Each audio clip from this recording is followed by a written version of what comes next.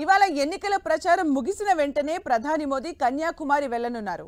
అక్కడ 3 రోజుల పాటు ధ్యానం చేయనున్నారు. కన్యాకుమారిలోని వివేకానంద రాక్ మెమోరియల్ వద్ద గల ధ్యాన మండపంలో ఇవాళ సాయంత్రం నుంచి జూన్ 1వ తేదీ సాయంత్రం వరకు 45 గంటల పాటు ధ్యానం చేయబోతున్నారు.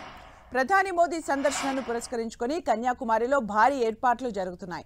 ఆయన భద్రత కోసం 2000 మంది పోలీసులు వివిధ భద్రతా ఏజెన్సీలను మోహరిస్తున్నారు.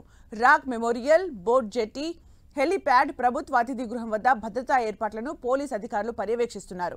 ప్రధాని ప్రత్యేక భద్రతా బృందం కూడా ధ్యాన మండపం వద్ద భద్రతా ఏర్పాట్లను తనిఖీ చేసింది. హెలికాప్టర్ ల్యాండింగ్ పరీక్షల్ని కూడా జరిపింది. ఇక మరోవైపు ప్రధాని ధ్యానం నిర్ణయం వివాదానికి దారితీసింది.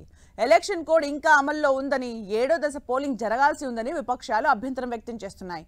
జూన్ 1న జరిగే పోలింగ్ను ప్రభావితం చేసేందుకు ప్రధాని ప్రయత్నిస్తున్నారని మండిపడుతున్నాయి. ఇది ఎన్నికల కోడ్ను ఉల్లంఘించడమేనని, వెంటనే దీన్ని నిలువరించాలని కేంద్ర ఎన్నికల సంఘాన్ని కోరింది కాంగ్రెస్. ఈ కార్యక్రమం వివిధ మాధ్యమాల్లో ప్రసారం కాకుండా అడ్డుకోవాలని కోరింది.